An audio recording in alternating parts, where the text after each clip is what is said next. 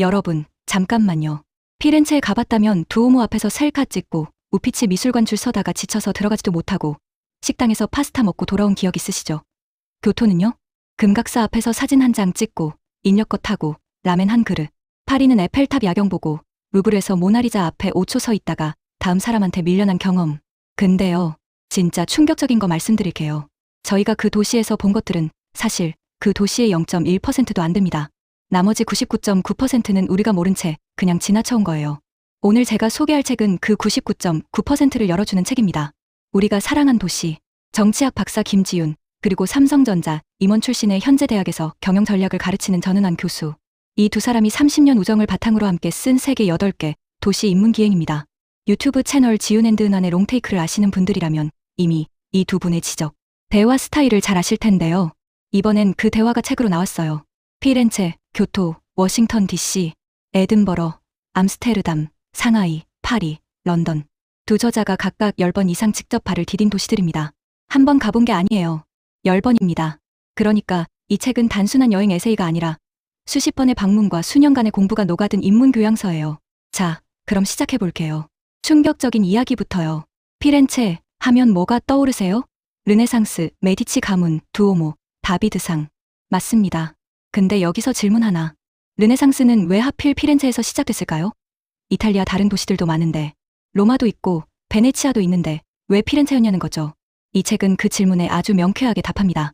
피렌체는 낭만의 도시가 아니라 권력 투쟁의 도시였습니다. 메디치 가문을 아시잖아요. 흔히 예술의 후원자로 불리는데요. 근데 생각해보면 이상하지 않나요? 왜 은행가 가문이 예술에 그렇게 엄청난 돈을 쏟아부었을까요? 단순히 예술을 사랑해서 아닙니다. 정치적 생존을 위해서였어요. 피렌체는 왕이 다스리는 도시가 아니라 공화정이었거든요. 귀족들이 서로 권력을 쥐기 위해 치열하게 경쟁하는 도시.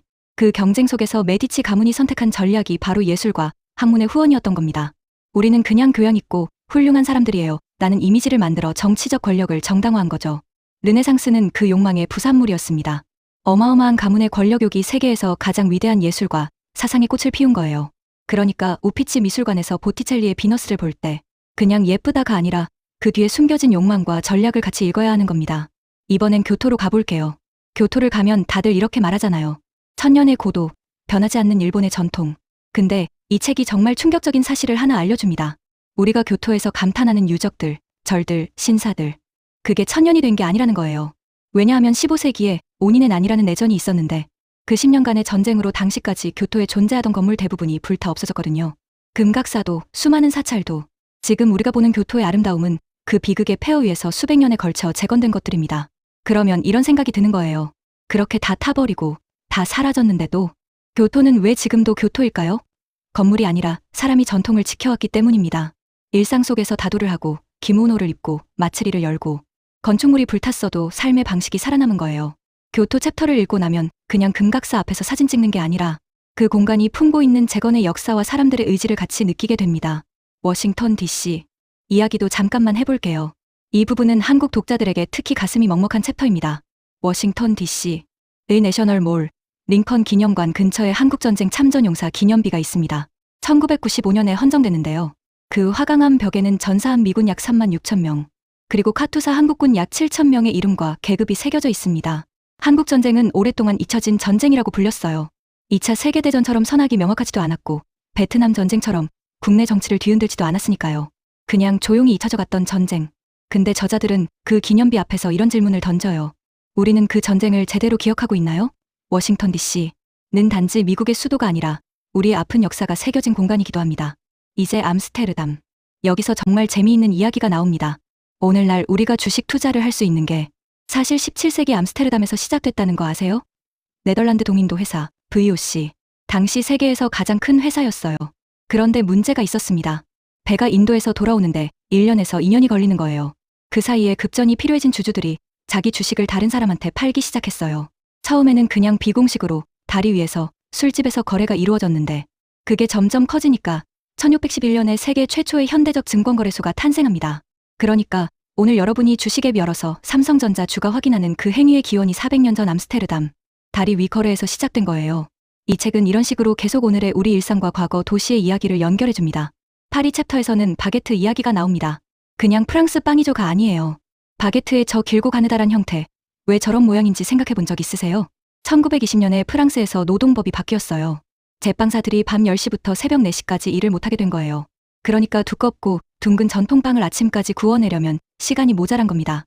그래서 발효가 빠르고 굽는 시간이 짧은 길고 가느다란 형태의 빵이 고안된 거예요. 노동법 개정이 바게트를 만든 겁니다. 우리가 파리 카페에서 아무 생각 없이 베어 무는 그 바게트 한 조각에 100년 전 노동자들의 투쟁이 담겨 있는 거예요. 런던에서는 시간 이야기가 나옵니다. 그리니치 표준시. 지금 우리가 당연하게 생각하는 표준시간이라는 개념, 알고 보면 철도 때문에 만들어진 겁니다. 철도가 생기기 전까지 영국은 도시마다 시간이 달랐어요. 런던의 9시는 맨체스터의 9시가 아니었습니다. 농업사회에서는 그래도 됐거든요. 근데 기차가 생기니까 문제가 터진 거예요. 기차 시간표를 어떻게 만들겠어요. 그래서 1840년에 그레이트 웨스턴 철도가 그리니치 평균시를 기준으로 표준시를 채택하고 이게 전국으로 퍼져나가면서 오늘날 우리가 쓰는 시간대의 기원이 됩니다. 빅벤의 그 웅장한 시계탑은 단순한 랜드마크가 아니라 이제 모두가 같은 시간을 쓴다는 근대의 선언이었던 거예요. 자, 여기까지 6도시 이야기를 들으셨는데요. 상하이와 에든버러 이야기는 제가 다 말씀드리지 않겠습니다. 왜냐하면 직접 읽으셔야 하거든요. 에든버러에서 펼쳐지는 두 여왕의 이야기, 메리 여왕과 엘리자베스 1세의 엇갈린 운명, 그리고 상하이에서 동서양의 욕망이 어떻게 충돌하고 뒤섞이며 지금의 도시를 만들었는지, 이건 제가 아무리 요약해도 책에서 느끼는 감동의 10분의 1도 전달이 안 됩니다. 그런데 여기서 저는 진짜 중요한 질문을 드리고 싶어요. 이 책에서 저자들이 정말로 하고 싶었던 말이 뭘까요? 피렌체의 역사를 가르쳐 주려는 걸까요? 교토가 얼마나 아름다운지 알려주려는 걸까요? 아닙니다. 저는 이 책의 핵심 메시지가 이거라고 생각해요. 도시를 이해하는 것은 결국 인간을 이해하는 것이다. 르네상스를 만든 건 예술가가 아니라 권력욕을 가진 가문이었고, 세계 금융 시스템을 만든 건 경제학자가 아니라 급전이 필요한 주주들이었고, 바게트를 만든 건 제빵사가 아니라 노동법이었습니다. 역사는 위대한 영웅들이 설계한 게 아니에요. 평범한 사람들의 욕망과 필요와 두려움이 쌓이고 쌓여서 만들어진 거예요. 그리고 그 이야기가 지금 우리가 사는 도시 곳곳에 새겨져 있습니다. 저자들은 그걸 읽어낼 줄 아는 눈을 우리에게 주고 싶었던 게 아닐까요?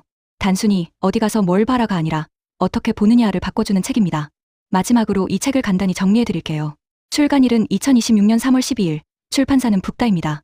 장르는 인문교양, 여행 에세이로 256쪽 분량이에요.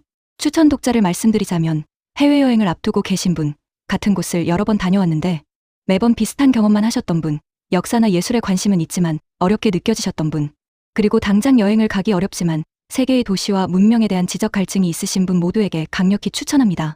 이 영상이 유익하셨다면 좋아요 한번 눌러주세요. 작은 클릭이 이런 콘텐츠를 계속 만들 수 있는 큰 힘이 됩니다.